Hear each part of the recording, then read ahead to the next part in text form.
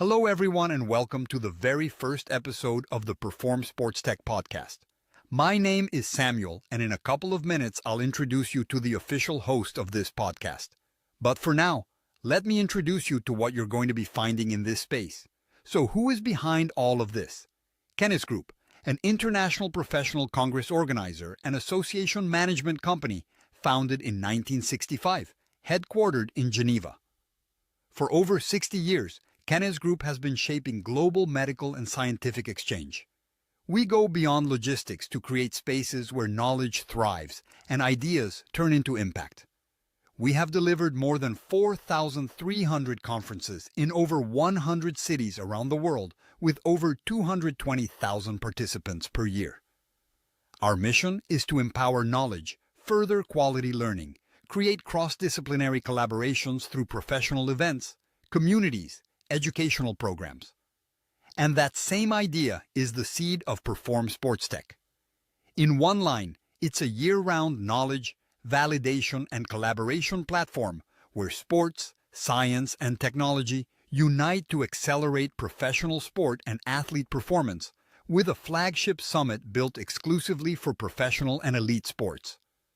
We connect the people, the ideas, and the innovations changing how elite athletes train, recover, and compete. Our motto is signal over noise, practical over theory. Because in elite sport, every week, new platforms and technologies emerge, but decision makers don't need more noise. Heads of performance, doctors, and sports scientists need clarity. What actually works and how?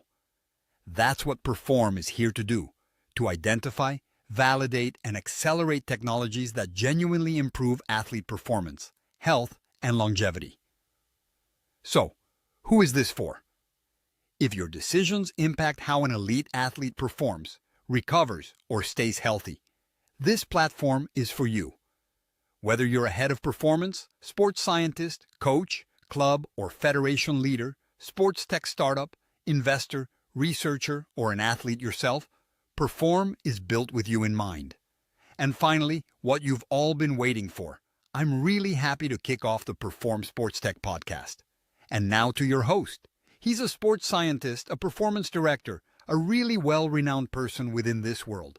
He is Dr. Steve Ingham. Steve, really happy to have you here with us and welcome to this podcast.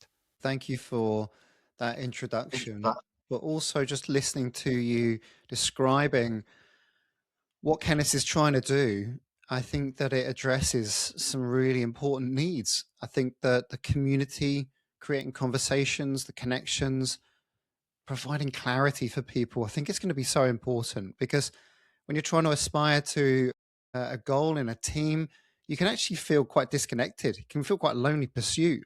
It's quite confusing. All the decisions you've got to try and make, all the inputs, that signal over noise is going to be really important, that we keep maintaining that focus in all of the content that we're creating. Absolutely, Steve. I couldn't agree more. And this is one of the main reasons why we're here. But before we go deep into what to expect from this podcast, I would like to start with a little bit of background about yourself. I know that there's a lot of people who may know you, may know who you are, what you've done. But for those who don't, who is Steve Ingham? What's your background? How do you relate to professional athlete performance? I don't want to make this about me, but as you've asked, I suppose I should answer the question, right? Okay, so I graduated in 1996, and the reason I mentioned that was 30 years ago, almost to the day. And the Olympic system at the time was really amateur. And in the British system, it was awful. We had one Olympic gold medal back in 1996 at the Atlanta Games, 36th on the medal table. And so everyone was saying, this is an awful time to graduate in sports science. But the optimist in me thought, this is the perfect time, because this is going to grow. This is going to develop. And sure enough, the growth of the British high performance system really took off from that point. We said, we've got to do something differently. and funding started to allow athletes to train full-time, coaches to work full-time, sports scientists like me. So I was one of 10 full-time sports scientists in the UK back in 1996. And so I was privileged to have that type of role, but at the same time, there was no one around. It was really, it was really lonely. We didn't know what we were doing. And you know what, we made a lot of mistakes. Some of those good as we were exploring and experimenting. And then we were really looking at the Australian Institute of Sport as the role model at the time. They were further ahead than us, and so I grew as a physiologist. I worked with the British rowing team, with British athletics, and I started to lead aspects of the high performance system. So I've never really let go of this role of helping athletes just helping them work out how they can help their bodies and their minds perform at a higher level. I still work with athletes today, but part of my journey has been leading teams. And so as I went further through my career and you start to take promotions on head of physiology, director of science, I started to lead those systems. And so part of that was thinking about what we do. How prioritized are we in making a really big impact on athlete performance, but also as a leader, how we perform. So it wasn't just about us turning up with a great data set. It was about the types of conversations, how we were creating trust for people. And the system then starts to evolve.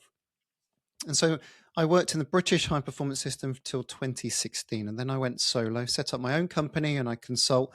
And so I've had the privilege and honor of working around the world and supporting other institutes of sport, professional sports teams, NFL, other institutes around the world.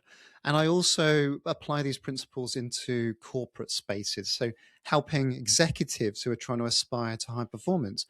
And you know what? That's been really interesting because it might feel like I've sort of left sport. I haven't. I was supporting the French government to the games in Paris in 2024. I also continue to apply some of those principles that I've learned in business and bring those into sport too. That intersection is really fascinating for me as I continue to evolve and grow myself. That's really inspiring to hear, Steve. And this is one of the main reasons why, when we thought about these podcasts, we immediately thought about you as the host of it. Having you've worked since 1996, as you said, and helped so many athletes to enhance and to get better. And also, it's really inspiring to see that even though you're really innovative and you want to find new ways and new solutions for the athletes you've been working with, you have that human first approach that is so important and one of the pinpoints of these conversations as well. So Steve, I just wanted to ask you this, and having that you're such an expert and a renowned voice within this sports performance ecosystem, during all these years you've been talking, what is your feel about what has changed the most in this high-end athlete and elite athlete performance? I mean, one of the key trends is that you've got to be able to work with other people, and I think that is something that's become apparent over the years from a human point of view, that you have to have a connection with other people and aspire to support them to their own goals. And that might be different if you're an athlete because you've got your own goals and you need other people behind you. But in terms of the sports technology and sports science and sports medicine space, I think there are a couple of big trends that over the years that I've seen. If I go way back to those early 90s, what I saw was interest from scientists just to capture what elite athletes are doing. And so it was sort of this early technology application and trying to measure what athletes can do. The trouble with that was that the things that we could measure weren't the most relevant. And there was this carte blanche approach of trying to measure the same things on everybody. And so that became the priority. Just because you could do a VO2 max test on somebody doesn't mean that you should do it. And so I was at that tipping point, first early days at the British Olympic Medical Centre. And athletes would come in, like a shot putter, for example, and I'd have to do a VO2 max test on them. And I just thought, this doesn't feel right. This isn't good. And so there's this shift back from this pushback from coaches and athletes to say, is this really relevant? And so what we then saw was this advent of studies published in the literature of interventions. So we've taken a group of people, they've trained them in a certain way, and then that was published.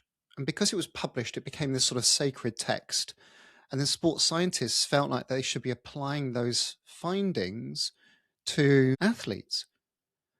The problem again was that those studies were done on college, university level athletes that would have maybe half the capability of these elite athletes. And so you had this disconnect then between applied sports science, technology, and medicine. We're saying, well, this is a legitimate observation in the literature, and athletes are saying, this doesn't look and feel right to us. Why don't you ask us what we're doing? Why don't you understand that? And that then really led to this sort of first principles approach, which I think was probably the big transformation of the application of the support team of, does this make fundamental sense for performance? Boil it down to the most important ingredients. Great example of this was in cycling, where rather than worrying about all the specific details, it got boiled down to pushing the pedal harder, the capacity to do that, and then cutting down aerodynamic drag. And those are the two big constructs. And so that was the big shift. What are the big determinants of performance? What is it going to take to win? And you can apply that to physiology, you can apply that to nutrition, you can apply that to psychology, you can apply that to ergonomics and technology. So all the way through, what happened, I think, was technology started to allow us to take the measurements out of the laboratory and into the field, so we could get really clear on not only what determines performance, but how's that tracking for you, and is that meeting your goals? Because if you've got a very strong correlation between a particular measure, power output, for example, and bike speed or rowing speed, you've got to make sure you're tracking that in training every day. And so the advent of power meters, miniaturization of blood lactate measurements, for example, these all enabled us to go out into the field rather than inviting athletes into the laboratory. And that then is the next advent, I think, the bioengineering, the application of these technologies in the field to the ergonomics to refine. So what we're not doing is trying to create a scientific study that's a randomized controlled study in a laboratory. What we're doing is we're making field observations that correlate to performance and adjusting it based on what's needed. And then I think that the other two that I'd mention is that you can't get away from the advent of large language models.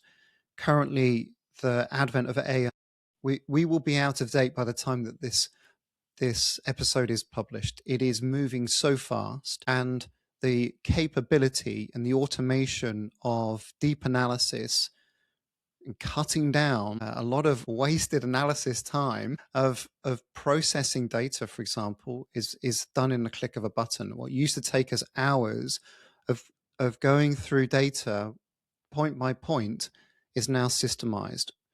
And so that in itself means that it could free us up to do an awful lot of different types of work, more detailed, more focused, better conversations.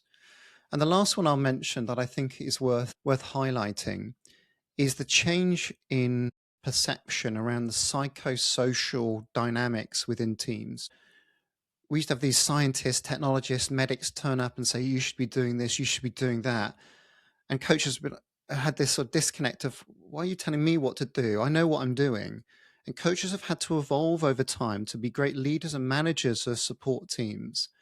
And so that then requires us to be increasingly good at managing the dynamics in teams, where lots of inputs can be very useful. But as we've mentioned, signal to noise ratio is critical. And so coaches are renowned, so particularly in sports teams, of bringing support teams with them because they trust them. They trust those team members. They want them there, and they're prepared to bring them with them. And that speaks to this softening of the stigma around the psychology of performance. We've got to get good at looking after ourselves and looking after each other as we all aspire to try and achieve together. That's really clear on the trends on how you've seen this world, this athlete and performance world grow since you've been here. And just as a question from this that you have explained, I just want to understand those challenges, not only how it's been growing and how it's been developing, but all these challenges that you've seen that have emerged from the new technologies coming in and all these new things that have been happening. I think that the challenge is for the support team is to filter, continuously filtering what they're doing and emerging technologies and emerging ideas. A new idea comes up, a new study pops up, and now, particularly more recently, we're finding that if something gets published, it goes viral on social media, for example. Everybody's reading about it, and then what happens is that you've got coaches and athletes saying, "Why aren't we doing this? We should be doing this." When 99% of the time, the scientists and medics have filtered that out so that they're more focused on doing the basics really well, and that's a challenge because it sounds a bit boring. Go to bed at the right time, eat the right food, do the really engage in your training. Those are boring things. What about this new gizmo and this gadget, and you can stick it on my leg and it tells me whatever? Doesn't this improve recovery, or this supplement that can give me a shortcut? Most of the time, the fundamentals will get you most of the way. And so that's one of the challenges. However, and this is that sort of importance of first principles thinking, to be able to show your working and to almost have this is the way I would tend to do this in support teams, is I'd have a notice board of ideas we've considered, ideas we're working on, so that people have got sight of that. That's a key aspect of that. I think that the two other points I'd make is one is around coach relationship is key, absolute key. And so coaches are doing difficult jobs, trying to manage the complexity of performance. In professional sports teams, it's managing millionaires. And then you've got all these other inputs too. And so you've got to support and look after that coach relationship. So that's critical, and that's important. And then thirdly, actually, I've forgotten what I was going to say. It can't have been that good.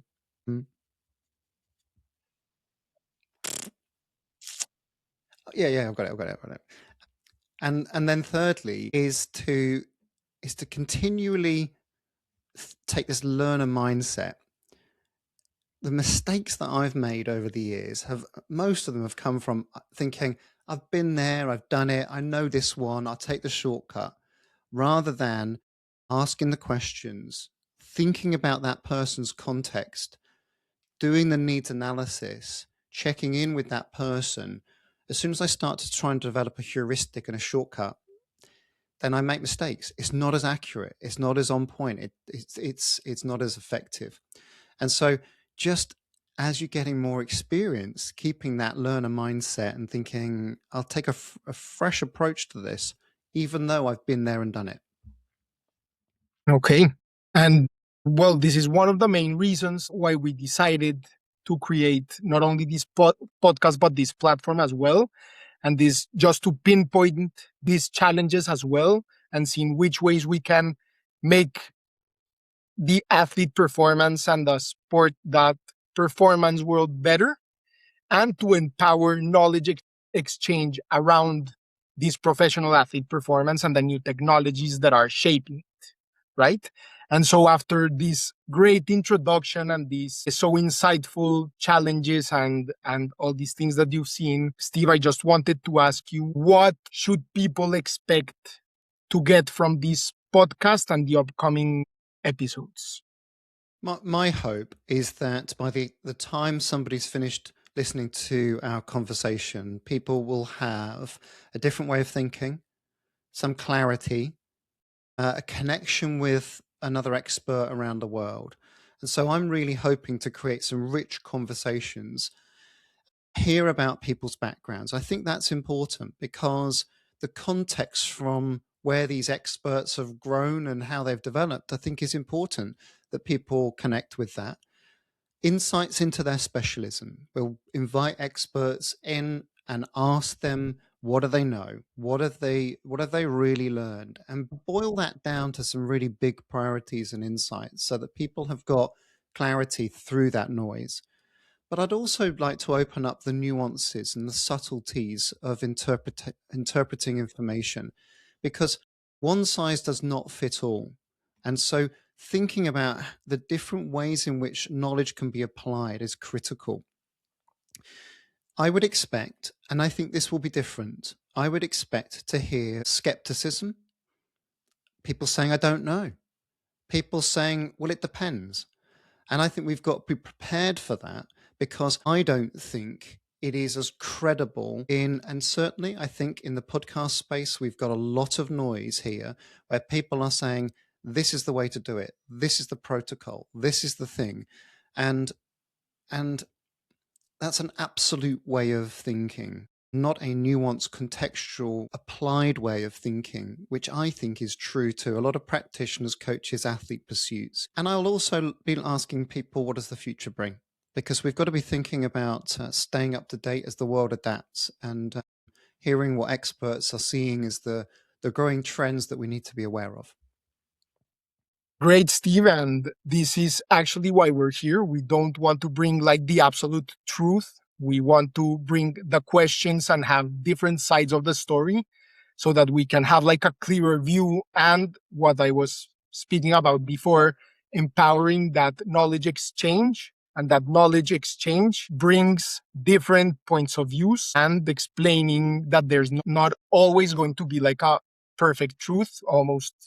And after this, I would love just to hear from you a bit of what to expect from the upcoming episodes, a little bit of the topics we will be speaking about. Yeah, so on the guest list, we'll be covering topics around artificial intelligence, training load management, return to play, wearables, biomechanics and neurotechnology, mental health performance. How do we make sure that we're looking after the people behind the performers too, and applied performance systems, and how do you pull this all together? And it's going to be really important that we have athlete and coach voices on the podcast too.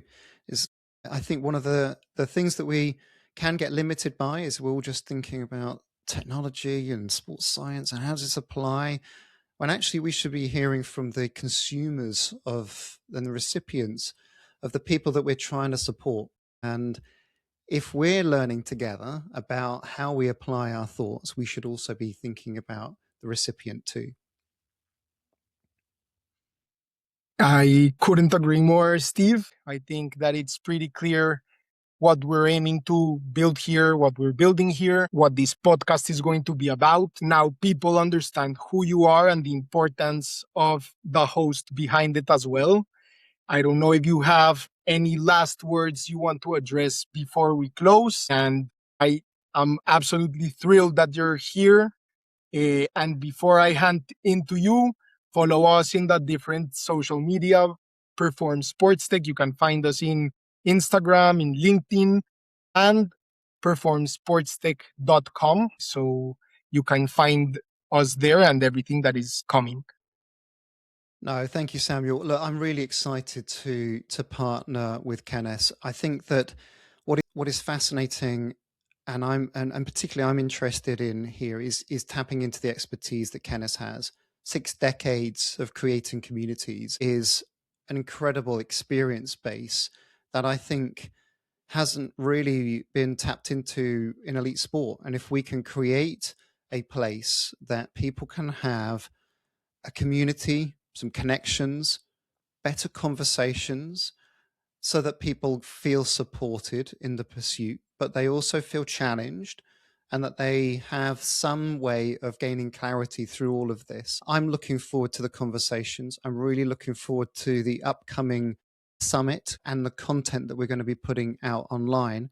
And so if people are interested to follow along, see what we're creating, like you say, subscribe, tune in, and let us know what you think. We'll be always open to feedback about what people need, and yeah, looking forward to how this evolves.